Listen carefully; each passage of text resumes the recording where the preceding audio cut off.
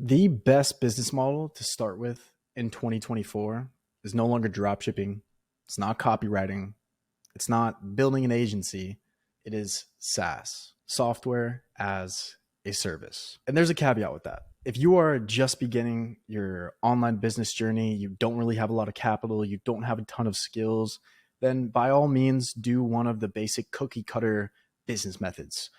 Start drop shipping some random product from AliExpress and doing it on TikTok, or start an agency, or start copywriting, because those require very little capital upfront. And I think it's a great place to start to develop skills and to get a little cash so that you can do something real. But if you're not at the beginning of your online business journey, or you have a little bit of capital to invest, I think doing one of those cookie cutter business models is the dumbest thing you can do, because it's exactly that. It's cookie cutter, and there's no moat. Anyone can do what you're doing. If you start drop shipping these iPhone holders, right?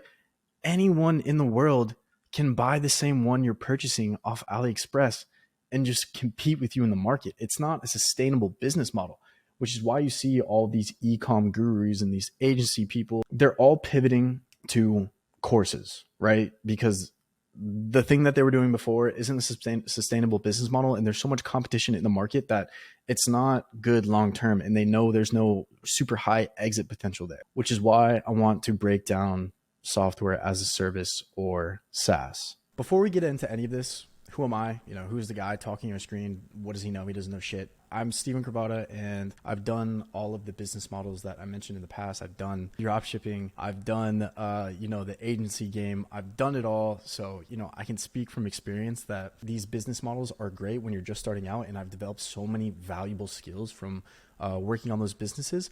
But at the end of the day, if you're trying to do something real, if you're trying to make a big splash in the world, if you're trying to, achieve a lot of money in like a large exit or whatever it may be, you want to be, private jets, yachts, whatever. I think SaaS is the place to be. How do I know that? I've been building a few SaaSes on my own these past couple years. So this is one of my SaaSes recently. I just scaled it to $25,000 MRR, and that stands for monthly recurring revenue. This is a micro SaaS. It's a mobile app. I'm going to go into that in a little bit, but this is just kind of to show you, hey, this kid maybe knows what he's talking about. And again, if we multiply the monthly recurring revenue by 12, this SaaS is making $300,000 every single year. I'm currently building this. It has huge exit potential, so I think I'm a little bit qualified to know kind of what I'm talking about here. All right, boom. It's out of the way. The flexing is out of the way. Hopefully you trust me a little bit now. And if you don't still, it's all good. Leave some hate in the comments. Roast me. So what is SaaS? SaaS literally stands for software as a service. And I think, a lot of the smartest people that I know in kind of the online business space are sort of pivoting towards this way, because SaaS naturally is a very high margin business. And what that means and why that is because once you build a piece of software, you only have to build it one time, and then you can sell it an unlimited amount of times, right? Whereas let's take, drop shipping, for example. Every time you sell a product, you have to ship that product. You have to pay for the product. There is a built-in cost with selling something on e-commerce or dropshipping or whatever it may be. But with software, it's completely different. You only have to build it one time, and you can sell it a million times. This is why Bill Gates became the richest man in the world, right? He unlocked this with Microsoft. He built a piece of software, multiple pieces of software, and he sold them millions and millions of times. And it took no extra work. Right? He just had to make the software good and useful, and then he could sell it millions of times at a recurring subscription price, right? Like, people will pay Bill Gates, Microsoft, whatever. They will pay him every single month to use his software. And there's very little cost associated with running that software after you've built it. Because of the high margin and the recurring revenue, these SaaS businesses are worth so much money, right? Let's say, let's just take a round number, like $10,000 a month. Let's say you're making $10,000 a month with your software. That's $120,000 a year.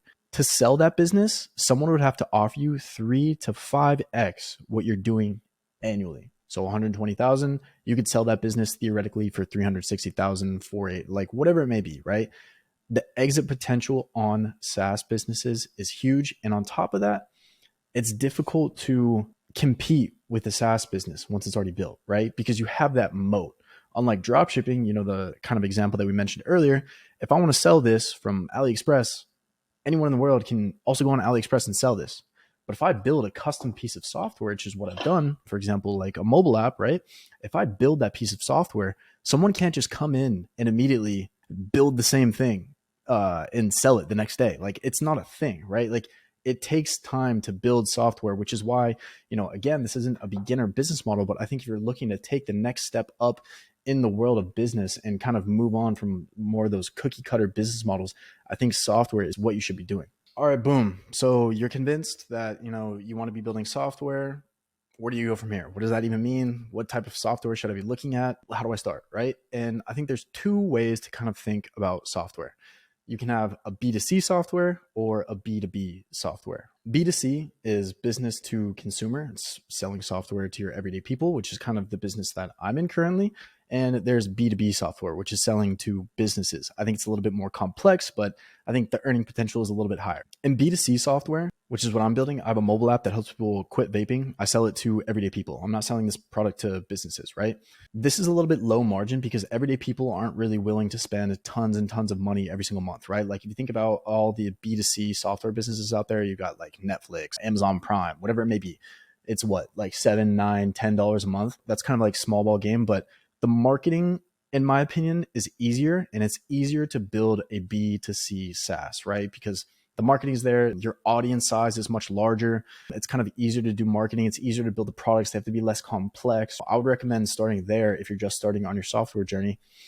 And then we have B2B SaaS on the other side, right? This is building a software tool that other businesses can use to help them make more money.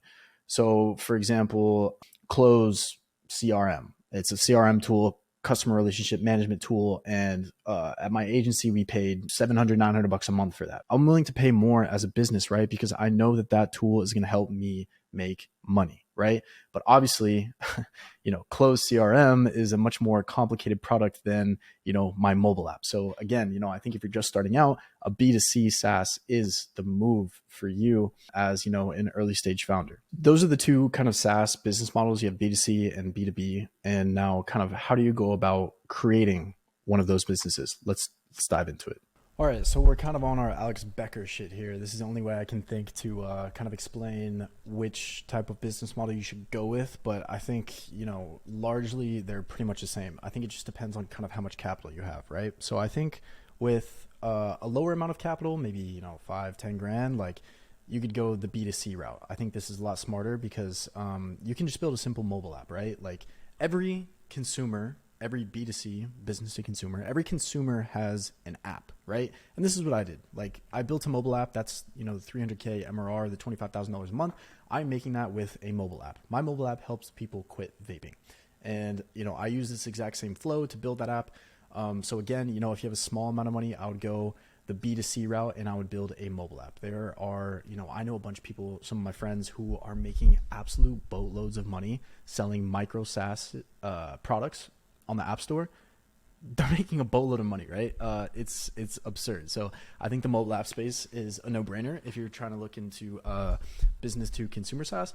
And if you're looking into B2B, in my opinion, it's always going to take more capital, right? Because these tools need to be complex and they need to solve a problem for a business. So typically that is not a mobile app. It's a web, a web software or a web app for these businesses to use.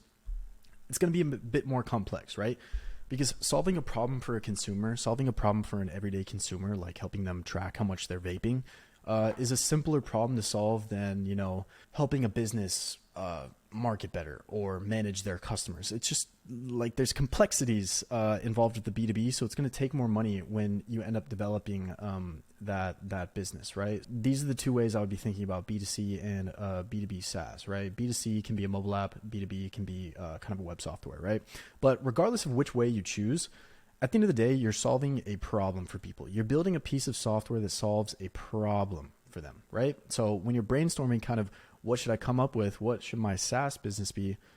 It should just be a problem, right? That you've experienced or that a lot of people are experiencing right now. And how do you go about solving that, right? Like, this is where you get the creative juices flowing and you come up with this business plan, and you kind of, just jot everything down on Google Doc or ChatGPT, whatever you want to do, right? And once you understand kind of how your software is going to solve that problem, then you can get into the design phase, right? Typically what I do here is I, put a sketch down, right? Like, I'll write something down on paper, or I'll have everything in a Google Doc, right? And then I'll work with a designer to get those designs done. I use one tool every single time that I need designs done. It's called 99 Designs. And what you can do here is you can start a contest, right?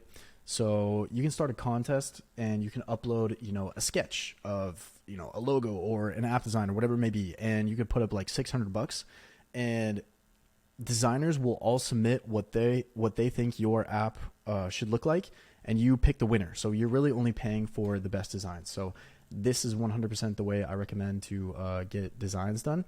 And then once you have those designs, once you have, your entire app wireframe, web app wireframe built out, then you can start talking to a developer. There's really only, I've tried to hire developers all over the place. There's only really one way to do it effectively, and that is to go to Upwork and hire someone from Eastern Europe, right? I would stay away from, I'm not going to mention any countries, but I would stay away from most except for Eastern Europe. Developers from over there are 50% of the cost of US developers, and they do just as high quality work, right?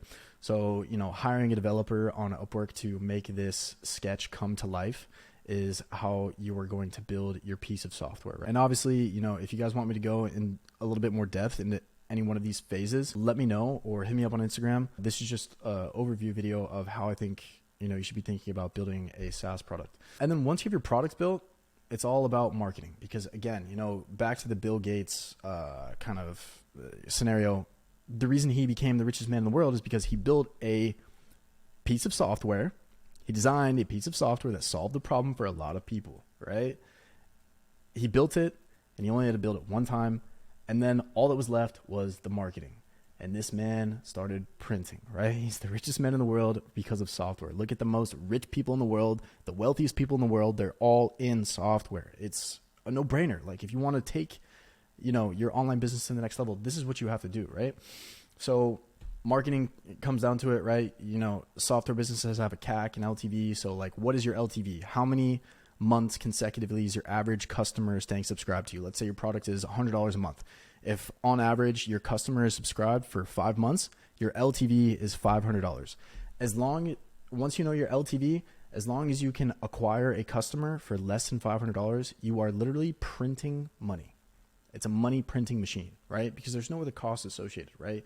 You just have your cost of acquiring customers, and then you have your LTV. Like, if I run paid ads and I can get someone to purchase my software for $100, and on average that customer stays for 5 months, and they're making me $500, I just made $400. Like, you're literally multiplying your money from $1 into 4. It's the craziest business model out there. Obviously, this is just a quick overview of kind of, the way I think about it. SaaS is the next wave. All the gurus are into it. They're moving into this kind of business model. So, have fun building this. Again, if you have any questions at all, or you want to talk about, design or development or even marketing, let me know. Hit me up on Instagram or leave a comment down below. Appreciate it. Have fun.